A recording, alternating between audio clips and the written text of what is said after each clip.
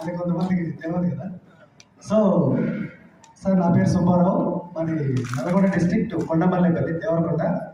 But నేను ఒక 2002లో 2002 సంవత్సరంలో టీచర్గా రిక్రూట్ అయ్యి గురుకులాల్లో ఇప్పుడు 23 సంవత్సరాల నుంచి టీచర్గా, లెక్చరర్గా, వైస్ ప్రిన్సిపల్గా, ప్రిన్సిపల్గా ఇలాంటి అనేక బాధ్యతలు నిర్వహిస్తూ, ముఖ్యంగా నాది నల్గొండ జిల్లా అయినా నా జాబ్ మొత్తం కూడా 2 సంవత్సరాలు తప్ప మిగతా అంతా ఇదే మహబూబ్ నగర్ జిల్లాలో చేశాను.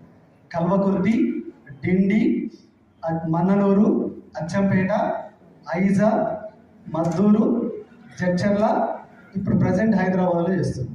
సో ఇలా 23 సంవత్సరాల నుంచి ప్రభుత్వ ఉపాధ్యాయుడు ఇలాంటి వివిధ వృత్తుల్లో పనిచేస్తూ మరి జాబు చాలా కష్టపడి మన నాగార్జున యూనివర్సిటీలో చదువుకొని మరి ఉద్యోగం వస్తే జీవితం పెద్దగా మారిపోతుందని చెప్పి కళ్ళగంటూ నాకు ప్యాషన్ చిన్నప్పటి నుంచి కూడా ఒక టీచర్ మోటివేట్ అవుతాయి. ఇద్దరం కూడా డిగ్రీ వరకు ఇద్దరు ఒకటే స్కూల్లో ఒకటే కాలేజీలో కలిసిమెలిసి ఒకే బెడ్ మీద కూడా అంత సోల్మేట్. అతనంటే నాకు ఇష్టం, అతనికంటే నేను ఇష్టం.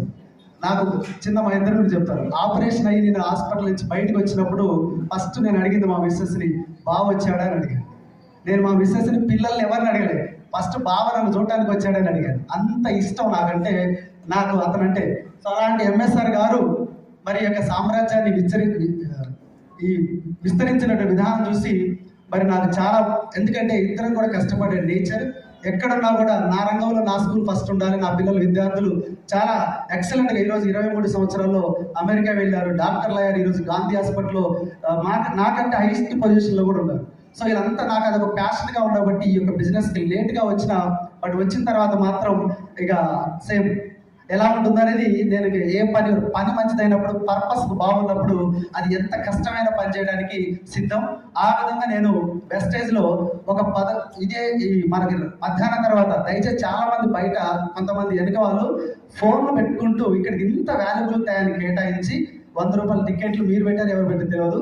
దయచేసి ఈ చిన్న బిడ్డలు, ఒక స్టూడెంట్ ఈరోజు 80,000, 70,000, 80,000 సంపాదిస్తుంటే నాకు నిజంగా కూడా అక్కడ మీటింగ్ పోయిన తర్వాత చాలా స్టూడెంట్ మధ్యలో కింద కూర్చున్నాం, ఇద్దరం వెళ్ళాం, మాకు మేముగా వెళ్దాం తెలుసుకుందాం అని.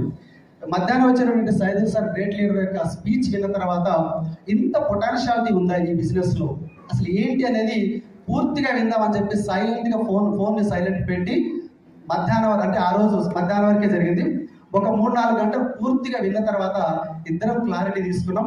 ఆ క్లారిటీ వచ్చిన తర్వాత